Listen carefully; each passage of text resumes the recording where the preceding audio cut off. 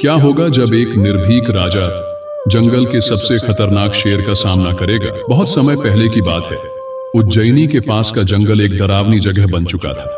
कहते थे वहां एक विशालकाय शेर रहता था जिसके गर्जने से पेड़ कांप उठते थे और पक्षी उड़कर कभी लौटते नहीं थे।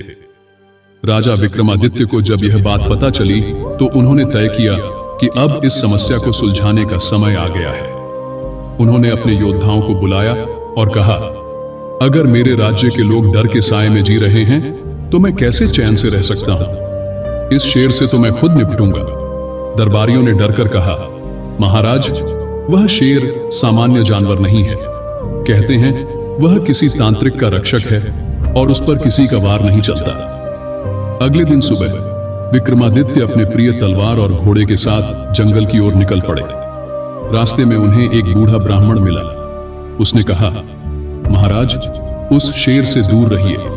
वह केवल शारीरिक बल से नहीं बल्कि चतुराई से हराया जा सकता है। जंगल में गहराई तक जाने के बाद विक्रमादित्य ने शेर को देखा। उसकी आंखें अंगारे जैसी चमक रही थी और वह इतना विशाल था कि उसकी गरज से पेड़ के पत्ते झड़ गए। लेकिन विक्रमादित्य डरे नहीं। जैसे ही उन्होंने शेर पर वार किया, तलवार शेर के शरीर को छूते ही पिघल गई। विक्रमादित्य चौंक गए। शेर ने गरजते हुए कहा, राजा, तुम मुझसे लड़ने आए हो, लेकिन क्या तुम्हें पता है मैं कौन हूं?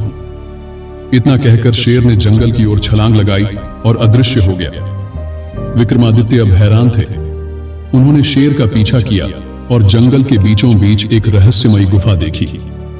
गुफा के द्वार पर लिखा था, जो भीतर जाएगा वह सत्य को देखेगा, पर क्या वह लौट पाएगा?